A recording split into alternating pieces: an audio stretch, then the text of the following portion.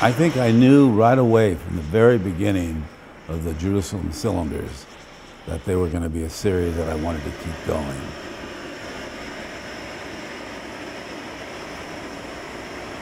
You know, I was going back and forth to Jerusalem, trying to figure out exactly what I wanted to do for Chihuly and the Light of Jerusalem in this fabulous castle.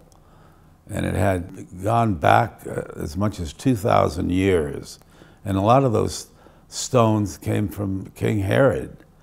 And I really liked the idea that, you know, the feeling of the large stones. In the late 90s, Dale had talked about making these pieces that ended up being Jerusalem cylinders. And he was talking about these large chunks of glass and how to use, you know, the chunks of clear or colored glass and what to put them on and, you know, how to make it work, if it would work. And we ended up making these classic, very simple vessels. And I remember the first couple of chunks were baseball size. You know, they just became these beautiful sculptures. That was one of the times where Dale was certain, wow, this is really going to be a successful series. Technically, they were very complicated in that we had to cast big blocks of glass and then anneal them for months and then break them apart with a chisel. And then you have to reheat them in order to put them onto the cylinder. How's that? We'll see it on the other end. My first thought would be that it wasn't going to work, just they weren't going to stay together. But it turns out they did stay together. And it's now one of my very favorite series of work. And I like to go back to them every now and then and make some more. How many more chunks do you think? 2. I like even numbers. Most people like odd numbers. Okay. Put one on the lip and one down maybe. Okay. Or maybe 2 of them on the lip. All right. Yeah, these 2 will work on the lip for sure.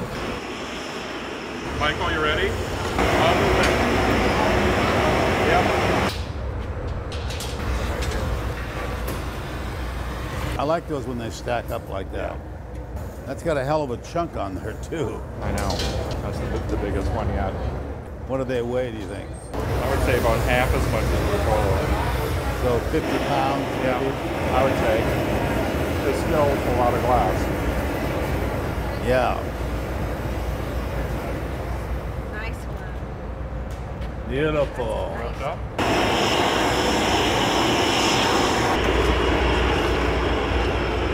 Beautiful piece. Joey's talking about not having a lot of annealing space. I know, that's what he said. If we could do the stack rock one. Sure. You want to try one of those? Yeah, well, I told him to pick one that has a lot of parts. And like most of the series, the pieces got bigger. The chunks got to be, you know, the size of a football. And you're sticking chunks onto chunks onto chunks and building them up and composing them in different ways. I'm not rolling the dice with those because I know how good they are. How many more rocks do you have? I mean, we could go up twice as high. Higher the better. Yeah. I think it would look great too with a bunch of different colored chunks. Yes, it would. Looks better than I thought it would.